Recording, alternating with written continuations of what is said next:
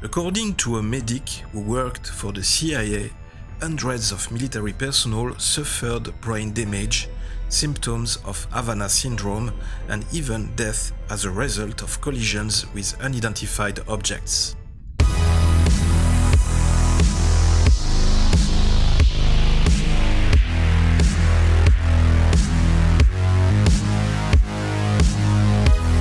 Section 51.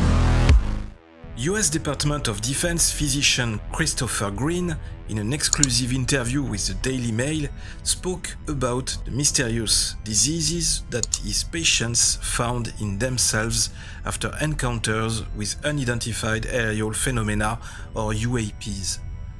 From the 1960s, Green collaborated with the CIA, and in 2009, he was commissioned by the Department of Defense to write a study on injuries sustained by his patients as a result of close encounters with anomalous aircraft. Green's work was one of 38 studies commissioned under the Advanced Aerospace Weapon System Applications Program AAWSAP, which was run by the US Department of Defense Intelligence Agency from 2007 to 2012.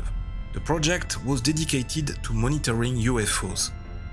Green's article, Clinical Medical Acute and Subacute Field Effects on Human Skin and Neurological Tissues, was published in 2021 under the Freedom of Information Act.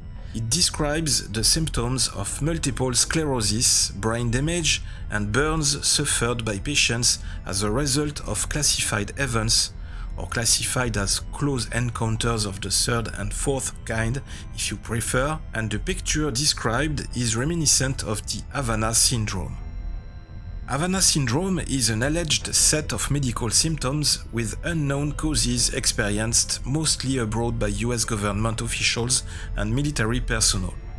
But Professor Green's cases occurred decades before 2016, when staff at the US Embassy in Cuba began reporting several strange symptoms. A Pentagon report, closed in 2012, recently appeared in the press that also reported that US intelligence officials had suffered radiation burns, paralysis, and even brain damage after sighting UFOs. Because I'm a forensic neurologist and brain imaging specialist, I'm the Department of Defense's Chief Medical Officer for Unexplained Illness and Death. I study injuries and deaths from unidentified UAPs. My clients mostly work in intelligence, the Department of Defense, Special Forces, Aerospace. My patients have experienced similar symptoms after encountering large, silent drones that floated and moved in strange ways, emanated light, patterns, and flashes, changed shape, and appeared and disappeared instantly. The military's injuries may have been attributed to being too close to thin, powerful, highly modulated microwaves and being accidentally hit by powerful radio or electromagnetic radiation from the UFO's engine. Some of these objects instantly disappeared, and then just as instantly appeared nearby, but from a different angle. Some approached very close, so that people lost consciousness, and then came to their senses with burns and other wounds. A small percentage of patients reported that they encountered something hidden that was a human being. Some have claimed to have sustained their injuries as a result of UFO encounters near the White House. Approximately 1 in 10 patients died within 7 years of the interview.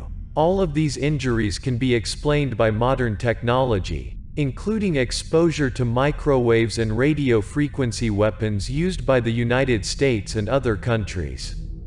I don't have to make up aliens to explain the cases I see.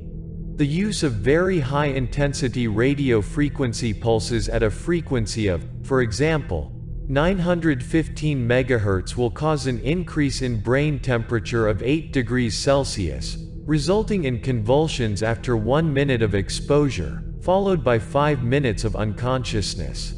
There is a theory that UFOs warp the fabric of space-time, defying the laws of gravity and in doing so turned the heat of their engines into high-energy microwaves or ultraviolet waves. This is the so-called blue shift process. Therefore, anyone who gets too close to a UFO with the engine running will be hit by radiation. In his research, Green recalls the Cash Landrum case, in which two women sued the US government after they allegedly encountered a UFO on a back road in Texas in 1980, after which they received a large dose of radiation exposure. In another case, a 48-year-old biotech allegedly encountered 3 softball-sized blue balls while driving with his daughter in Oregon. As the father and daughter watched, the balloons flew towards them and one passed through the man's arm and chest. In the days that followed, he felt dizzy, nauseous, and began to lose his hair, as well as his sight and hearing. 2 years later, he was diagnosed with a rare form of chest cancer. A recently released US government report states that of all the incidents recorded from 2004 to 2021, only 144 can be considered collisions with unidentified air objects. The rest cannot be classified.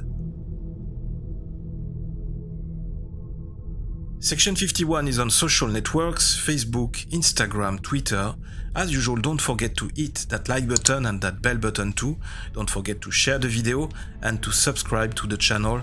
Thanks for watching. This was DOZgeek with Section 51. I'll be back really soon. Open your eyes, watch the sky, live long and prosper.